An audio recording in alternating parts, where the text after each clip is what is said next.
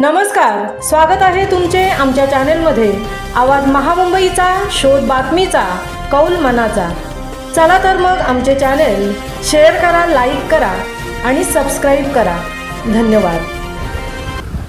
अखिल भारतीय आगरी साहित्य संस्था आयोजित साहित्य संगम सोहळा उत्साहात संपन्न। अखिल भारतीय आगरी साहित्य संस्था आयोजित साहित्य संगम सोहळा रविवार दिनांक 5 ऑक्टोबर रोजी अलिबाग तालुक्यातील मांडला येथील ग्रीन किंग रिसॉर्ट येथे शेकडो साहित्यिकांच्या उपस्थितीमध्ये संपन्न झाला। सदर कार्यक्रमाच्या अध्यक्षस्थानी ज्येष्ठ साहित्यिक अमृत पाटील हे होते, तर प्रमुख पाहुणे म्हणून अलिबाग नगरपालिकेच्या माजी उपनगराध्यक्षा सौ मानसी म्हात्रे, संस्था अध्यक्ष कैलास पिंगळे, साहित्यिक सुरेश भोपी, साहित्यिक चंद्रकांत पाटील, आवाज महामुंबईचा चॅनेलचे संपादक श्री मिलिंद खार पाटील, ॲडव्होकेट राकेश पाटील, ज्येष्ठ पत्रकार धम्मशील सावंत आदी मान्यवर उपस्थित होते। आगरी भाषा लोप पावणार नाही, एक आगरी लाखांना भारी असे संस्थेचे अध्यक्ष श्री कैलास पिंगळे यांनी प्रास्ताविकात सांगितले। आगरी भाषा जोमाने पुढे जाईल। अनेक नवनवीन पुस्तके आगरी भाषेत येत आहेत। नवोदितांचे स्वागत करून त्यांचे अभिनंदन ॲडव्होकेट मानसी म्हात्रे यांनी केले।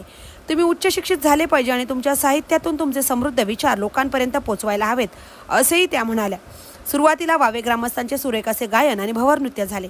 यानंतर विविध क्षेत्रात उल्लेखनीय कार्य करणाऱ्या व्यक्तींचा शाल, पुष्पगुच्छ, सन्मानपत्र आणि सन्मानचिन्ह देऊन सन्मान करण्यात आला। यामध्ये ज्येष्ठ साहित्यिक सुरेश भोपी, कृष्णा जोशी, मारुती बागडे, अरुंद म्हात्रे, प्राध्यापक संदेश पाटील, जयंत पाटील, विकास पाटील, चंद्रकांत कांडपिले यांचा समावेश आहे। अन्यायाला वाचा फोडणाऱ्या निर्भीड रणरागिणी सौ मानसी म्हात्रे यांना सरखेल पुरस्काराने सन्मानित करून त्यांच्या कार्याची उचित दखल घेण्यात आली। या कार्यक्रमात नंदेश गावण यांच्या आग्रा सत्र या पुस्तकाचे प्रकाशन मान्यवरांच्या हस्ते करण्यात आले। कार्यक्रमाचे सूत्रसंचालन तृप्ती गावण यांनी ओघवत्या शैलीत केले। कार्यक्रमाची सुरेख सांगता सुश्राव्य भजनाने झाली। आवाज महामुंबईचा चॅनेलचा मिलिंद खार पाटील, मांडला, मुरुड।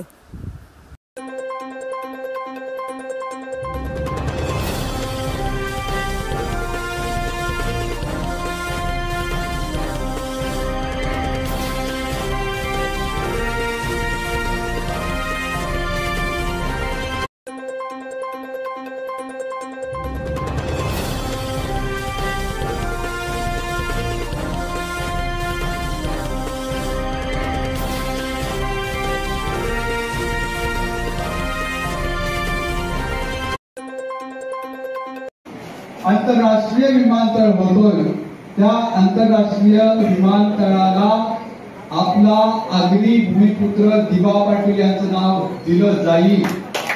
पाटील नवी मुंबईमध्ये मास मीडियाद्वारे पत्रकारिता करणारे आमचे मिलिंद खार पाटील, ज्यांच्या पत्रकारितेचा नेहमीच मला आदर वाटतो आणि निवेदिका तृप्ती गावण यांनी जसं सांगितलं की परिवर्तनशील पत्रकारिता, परिवर्तनवादी पत्रकारिता करत असतो की बहुजनांचा आवाज मांडणारे पत्रकार असे त्यांना समाजातील लोकप्रतिनिधी ज्या पद्धतीने दिसतात, मग ते चुकीचे वागत असतील, बरोबर वागत असतील, त्यांचं लोकप्रतिनिधित्व ते कोणत्या दिशेने करतात, काय दिशेने किंवा मार्गाने करायला पाहिजे याचं सातत्याने भान राखण्याचं काम किंवा त्याची जाणीव करून देण्याचं काम हे साहित्यिक करत असतात।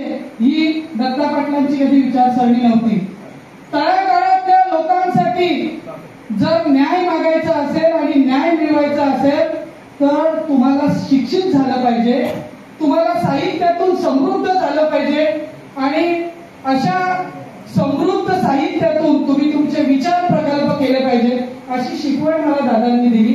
त्यामुळे अर्धा पर्याय घटा उपसावतो, कधी माती न कधी घाण, कधी माती न कधी घाण जावाचे आमचे पोटान, कधी माती न कधी घाण जावाचे आमचे पोटान, पण हिरवा ढेकर कवा आयला नाही। आज मिंद्रन वॉटर पितावर 2 पाण्या गेलेला तरी डॉक्टर पिंडाला झावलेला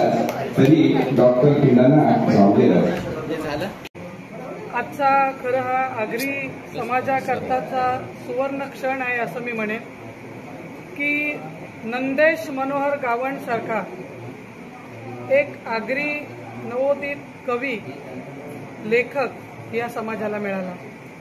आज आगरी सामाजिक संस्थेच्या वतीनं हा प्रकाशन सोहळा या ठिकाणी आयोजित करण्यात आलेला आहे आणि या सोहळ्याच्या निमित्ताने आज अनेक दिग्गज साहित्यिक, विशेषतः आगरी समाजातील साहित्यिक या ठिकाणी या कार्यक्रम अग्रास्त्र हा माझा आज काव्यसंग्रह प्रकाशन झालेलं आहे. त्याचं ॲडव्होकेट मानसीताई म्हात्रे यांच्या हातून या काव्यसंग्रहाचं प्रकाशन झालेलं आहे. अग्रास्त्र म्हणजे आग्रामधील अस्त्र.